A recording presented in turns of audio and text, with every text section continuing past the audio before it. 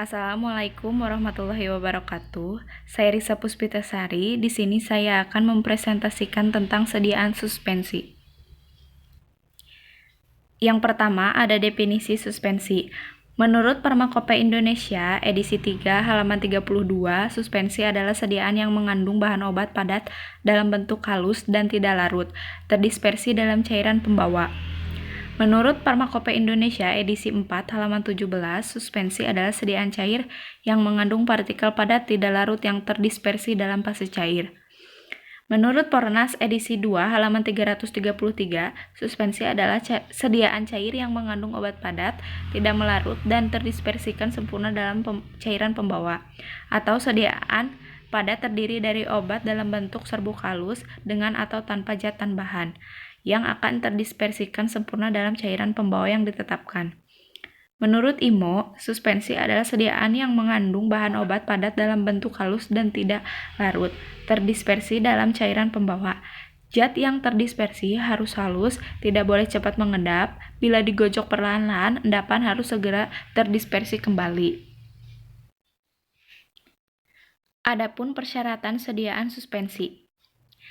Menurut Permakope Indonesia edisi 3, zat terdispersi harus halus dan tidak boleh mengendap.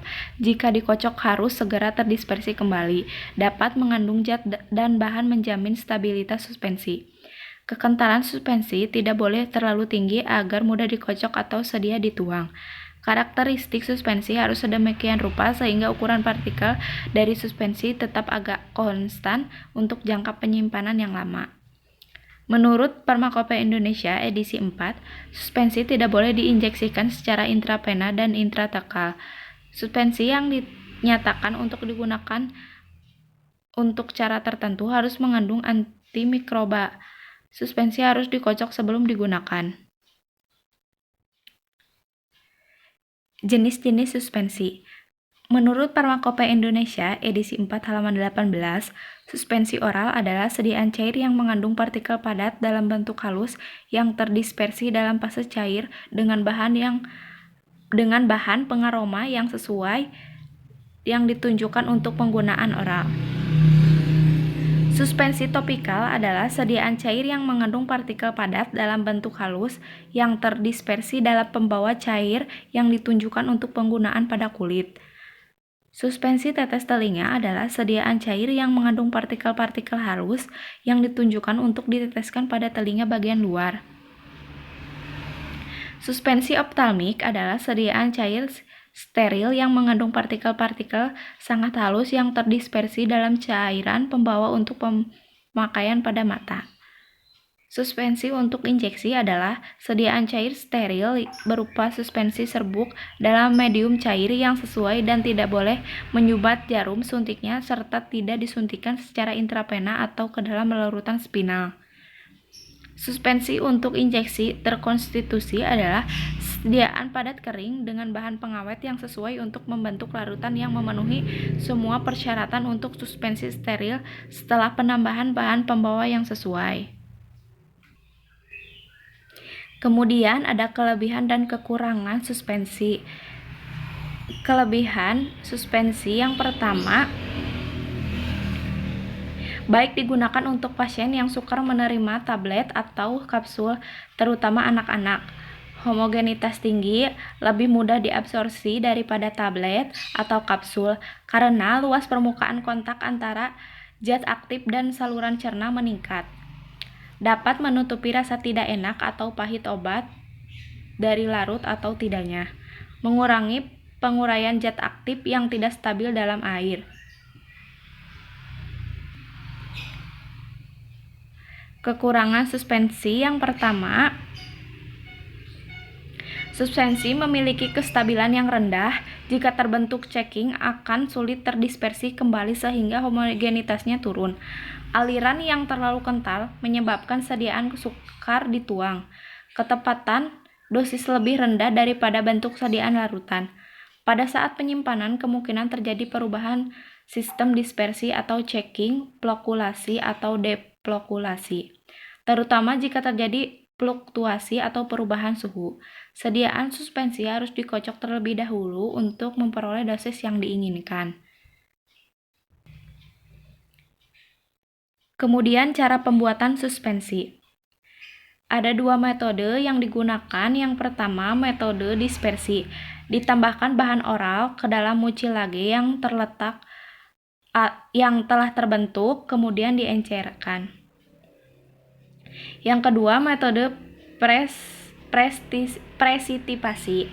Zat yang hendak didispersikan dilarutkan dulu dalam pelarut organik yang hendak dicampur dengan air. Setelah larut dalam pelarut organik, larutan zat ini kemudian diencerkan dengan larutan pensuspensi dalam air sehingga akan terjadi endapan halus tersuspensi dalam air dengan bahan pensuspensi.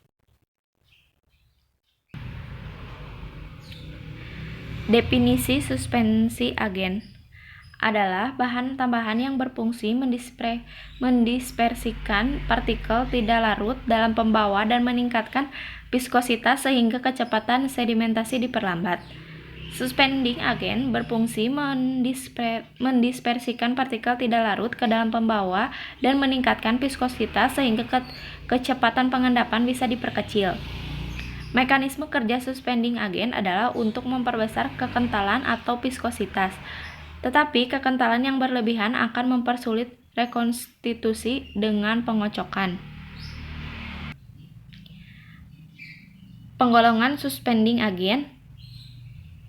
Yang pertama, bahan pensuspensi dari alam. Bahan pensuspensi alam dari jenis gom sering disebut gom atau hidrokoloid.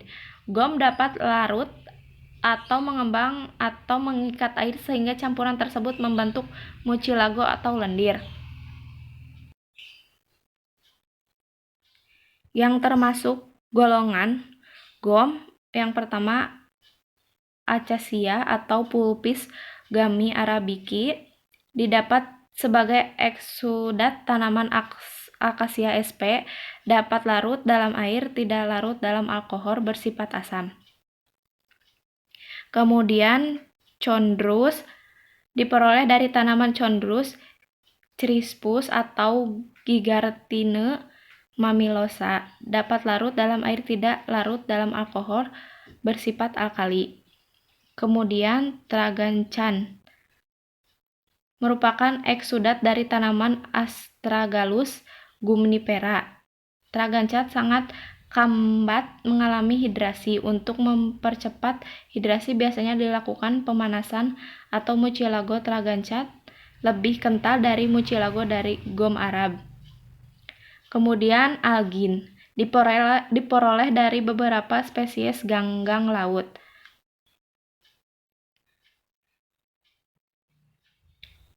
Kemudian bahan pensuspensi sintetis. Yang pertama, derivat selulosa. Termasuk dalam golongan ini adalah metil selulosa atau metosol tilose, karboksi metil selulosa atau CMC, kemudian hidroksi metil selulosa. Yang kedua, golongan organik polimer. Yang paling terkenal dalam kelompok ini adalah Carbopol 934 atau nama di dagang suatu pabrik, merupakan serbuk putih bereaksi asam, sedikit larut dalam air, tidak beracun dan tidak mengiritasi kulit, serta sedikit pemakaiannya. Hal-hal yang harus diperhatikan dalam suspensi. Yang pertama, kecepatan sedimentasi atau hukum Stokes. Yang pertama, supaya tidak mengendap, maka perbedaan Bj harus kecil antara pembawa dan terdispersi, atau sorbitol atau sukrosa sama dengan Bj media meningkat. Kemudian ukuran partikel diperkecil, menambah viskositas, hukum Stokes. Yang kedua, pembebasan serbuk. Untuk menurunkan tegangan permukaan dipakai wetting agent atau surfaktan, misal span dan twen. Yang ketiga, floatasi atau terapung disebabkan oleh perbedaan densitas, kemudian partikel padat hanya sebagian terbasahi dan tetap pada permukaan, Yang ketiga, adanya adsorpsi gas pada permukaan zat padat. Yang keempat, pertumbuhan kristal.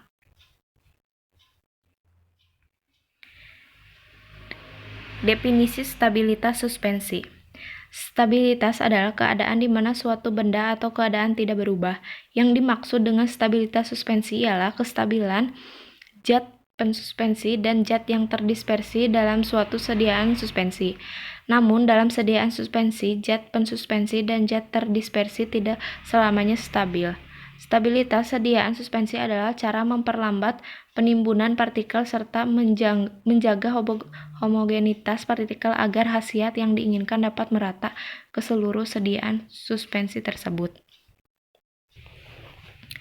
Faktor yang mempengaruhi stabilitas suspensi. Yang pertama, ukuran partikel. Ukuran partikel erat hubungannya dengan luas penampang partikel tersebut serta daya tekan ke atas dari cairan suspensi itu. Hubungan antara ukuran partikel merupakan perbandingan terbalik dengan luas penampangnya. Sedangkan antara luas penampang dengan daya tekan ke atas merupakan hubungan linier. Artinya, semakin besar ukuran partikel, semakin kecil luas penampangnya. Dalam volume yang sama akan semakin memperlambat gerakan partikel untuk mengendap, sehingga untuk memperlambat gerakan tersebut dapat dilakukan dengan memperkecil ukuran partikel. Yang kedua, kekentalan atau viskositas. Kekentalan suatu cairan mempengaruhi pula kecepatan aliran dari cairan tersebut. Makin kental suatu cairan, kecepatan alirannya makin turun atau kecil. Kecepatan aliran dari cairan tersebut akan mempengaruhi pula gerakan turunnya partikel yang terdapat di dalamnya. Dengan demikian, dengan menambah viskositas cairan, gerakan turun dari partikel yang dikandungnya akan diperlambat. Tetapi perlu diingat bahwa kekentalan suspensi tidak boleh terlalu tinggi agar sediaan mudah dikocok dan dituang. Yang ketiga, jumlah partikel atau konsentrasi.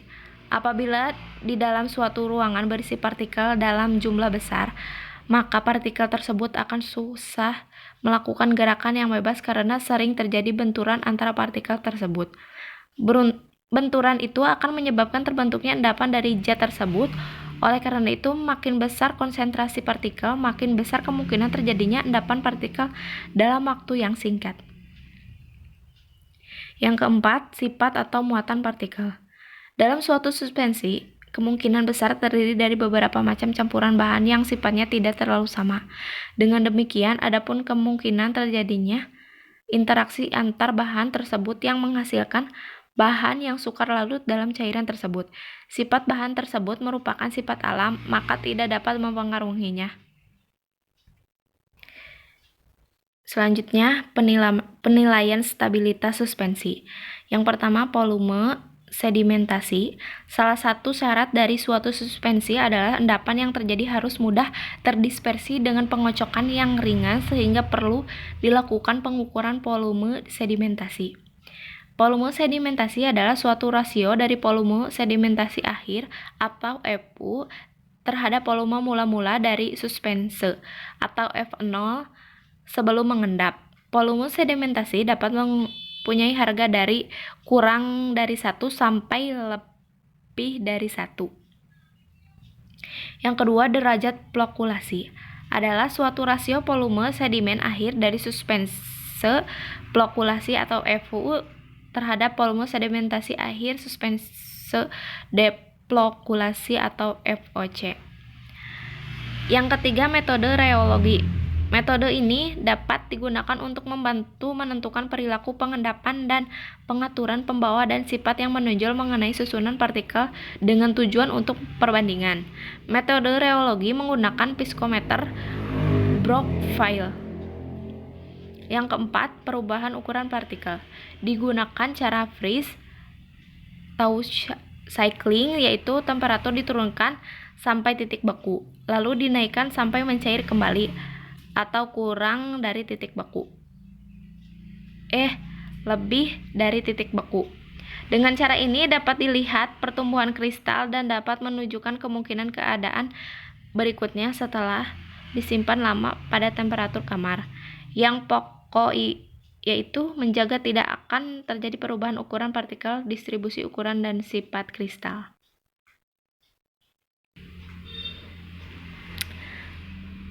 Formulasi suspensi. Pembuatan suspensi stabil secara fisik ada dua kategori. Yang pertama, penggunaan struktur vehicle atau sering disebut juga suspending agent untuk menjaga partikel deplokulasi dalam suspensi struktured vehicle, yaitu larutan hidrokoloid seperti tilose, gom, bentonit, dan lain-lain. Yang kedua, penggunaan prinsip-prinsip flokulasi untuk membentuk flok atau meskipun terjadi secepat pengendapan tetapi dengan penggojokan ringan mudah disuspensikan kembali. Pembuatan suspensi sistem flokulasi ialah yang pertama, partikel diberi zat pembasah dan didispersi medium. Yang kedua, lalu ditambah zat pemflokulasi biasanya berupa larutan elektrolit atau surfaktan atau polimer. Yang ketiga, diperoleh suspensi flokulasi sebagai produk akhir. Yang keempat, apabila dikehendaki agar flok yang terjadi tidak cepat mengendap, maka ditambah struktur vehicle. Yang kelima, produk akhir yang diperoleh ialah suspensi flokulasi dalam struktur vehicle.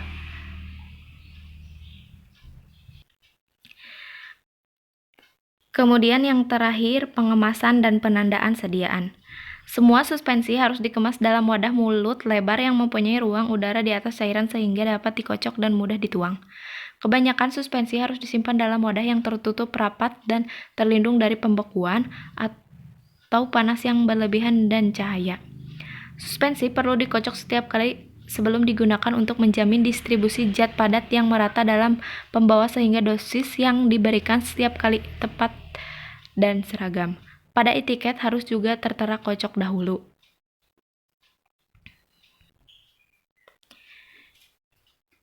Jadi kesimpulannya, suspensi adalah sediaan cair yang terdiri dari dua fase, yang masing-masing fase apabila terdapat di alam tidak akan bisa disatukan atau digabungkan. Sediaan suspensi secara garis besar ada 3 jenis, yaitu suspensi oral, suspensi topikal, dan suspensi otik.